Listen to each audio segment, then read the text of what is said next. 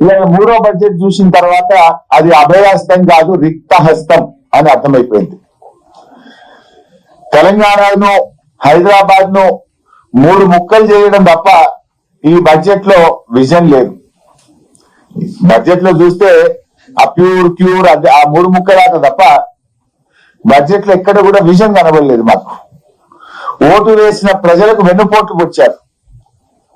ఇవాళ బడ్జెట్ చూస్తే మహిళలకు 2,500 ఇస్తామన్నారు, మొండి చెయ్యి. వృద్ధులకు 4,000 పెన్షన్ ఇస్తామన్నారు, మొండి చెయ్యి. ఉద్యోగస్తుల పాత బకాయిలు ఇచ్చే విషయంలో, పిఆర్సీ డిఏ విషయంలో ఉద్యోగస్తులకు మొండి చెయ్యి. రిటైర్డ్ ఉద్యోగుల బకాయింపుల చెల్లింపు విషయంలో ఏదైనా చెప్తారేమో, ఊరట కలిగిస్తారేమో అంటే మొండి చెయ్యి. ఉపాధ్యాయులకు మొండి చెయ్యి. ఆర్టీసీ డేట్ ఏమైనా పెట్టి వాళ్ళని ప్రభుత్వ ఉద్యోగులు గుర్తిస్తారేమో అంటే ఆర్టీసీ కార్మికులకు మొండి చెయ్యి. సింగరేణి కార్మికులకు మొండి చెయ్యి. చేనేత కార్మికులకు మొండి చెయ్యి. గౌడన్నలకు మొండి చెయ్యి. యాదవ సోదరులకు 2వ దశ గొర్రెలు ఇస్తారేమో అంటే మొండి చెయ్యి.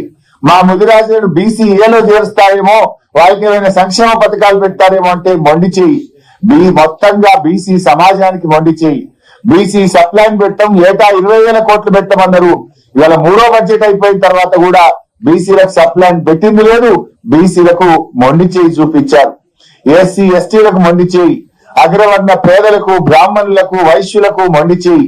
మైనార్టీలకు మొండి చెయ్యి. ఇవాళ ఆశా అంగన్వాడీ వర్కర్లకు, చిరు ఉద్యోగులకు మొండి చెయ్యి. మైనార్టీలకు మొండి చెయ్యి. మైనార్టీలకు సప్లైన్ అమలు చేస్తాం అని చెప్పారు. కానీ ఇలా మైనార్టీలకు కూడా ఈ బడ్జెట్ లో మొండి చేయి చూపించారు. ఈ బడ్జెట్ లో సకల జనులకు దక్కింది గుండు సున్నా తప్ప ఏమీ లేదంతా అంకెల గారిని, మాటల గారిని తప్ప వీళ్ళ బడ్జెట్ లో పేదల పట్ల నిజాయితీ లేదు, చిత్తశుద్ధి లేదు అనేటువంటిది అర్థమవుతా ఉంది.